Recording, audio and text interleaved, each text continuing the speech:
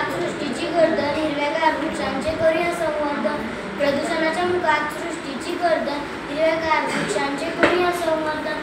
प्रदूषणमुक्त सृष्टीचे करूया समर्थन, झाडे जगवून करूया वृक्ष संवर्धन.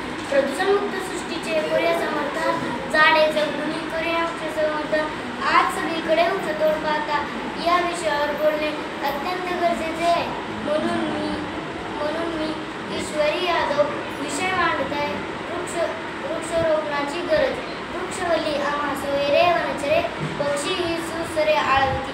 किती सुंदर आहेत ना या ओळी. या ओळीतून संत तुकाराम महाराजांनी आपल्याला वृक्षाचे महत्त्व पटवून दिले आहे. पण आज या ओळींचे महत्त्व फक्त लिहिण्या बोलण्यापुरतेच मर्यादित राहिले आहे. कारण आज जिकडे पाहावे तिकडे आपल्याला वृक्षतोड पाहायला मिळते. पूर्वीची निसर्गाची सुंदरता आज पाहायला मिळत नाही. आज पाहायला मिळते ते सिमेंटचे जंगल. जीवन का आधार वृक्ष है, धरती का श्रृंगार वृक्ष है. जीवन का आधार वृक्ष है, धरती का श्रृंगार वृक्ष है. जनजीवन के साथ वृक्ष है, खुशियों की बारात वृक्ष है. जनजीवन के साथ वृक्ष है, खुशियों की बारात वृक्ष है. वृक्षवेलीचे महत्त्व माणसाला फार पूर्वीच कळाले आहे. म्हणूनच एका संस्कृत श्लोकात सांगितले आहे की जे त्यागाच्या भावनेने स्वतः उन्हात उभे राहतात व इतरांना सावली देतात, त्यांची फळे फुले इतरांसाठी असतात. असे जगणारे त्यागमयी वृक्ष एखाद्या सत्पुरुषासारखे भासतात. या वृक्षरूपी सत्पुरुषाचे सानिध्य सर्वांनाच हवेसे वाटते. ऋषीमुनीही रानावनात वस्त्या करून निसर्गाच्या सानिध्यात अध्ययन व तपश्चर्या करतात. सामान्य माणूसही हवा पालटासाठी निसर्गाच्या सानिध्यात जातो.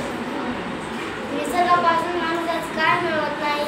एक मनुष्य एका दिवसाला सामान्यतः 3 ऑक्सिजन सिलेंडर इतका प्राणवायू शोषण करतो. एका ऑक्सिजन सिलेंडरची किंमत 700 रुपये आहे. म्हणजे एक मनुष्य एका दिवसाला 2100 रुपये इतका प्राणवायू शोषण करतो. हा प्राणवायू आपल्याला फुकट मिळतो ते वृक्षापासूनच ना. तरी सुद्धा माणूस या कार्यकर्ता वृक्षाची वृक्षतोड केली जाते. मानवाने बेसुमार वृक्षतोड करून विरान वाळवंट तयार केले आहे. आफ्टर मॉल अँड डेझर्ट, मानवाचे पाऊल आणि वाळवंटाची चाहूल अशी म्हणच आहे ना.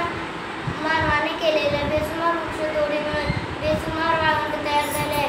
पावसाच्या प्रमाणात घट झाली, उष्णतेच्या प्रमाणात वाढ झाली, जमिनीची धूप होऊन ती नापीक झाली. आपल्या पूर्वजांना वृक्षाचे महत्त्व फार पूर्वीच कळाले. म्हणून तुळस, वड, पिंपळ, शमी यांची पूजा केली जात होती. तर तुळस,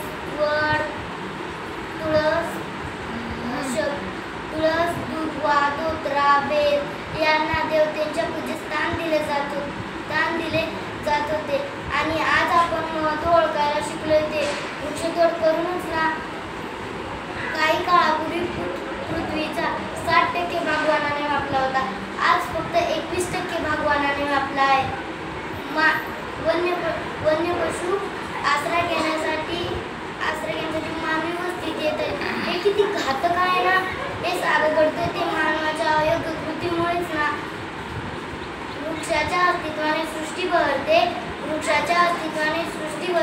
वृक्षवेलीच आपल्याला प्राणवायू देते. तरी पहा कसा माणूस वेड्यावानी वागतो. सारी झाडे एका क्षणात तोडून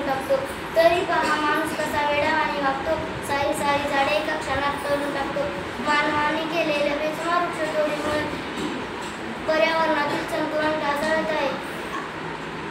आज हे कुठेतरी थांबले पाहिजे.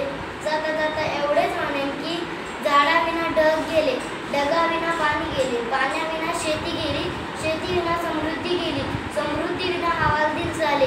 इतके सारे अनर्थ वृक्षतोडीने केले. निसर्ग हा म्हणून कोपला, जाणीव त्याची ठेवा. त्यासाठीच संदेश हा, झाडे लावा झाडे जगवा.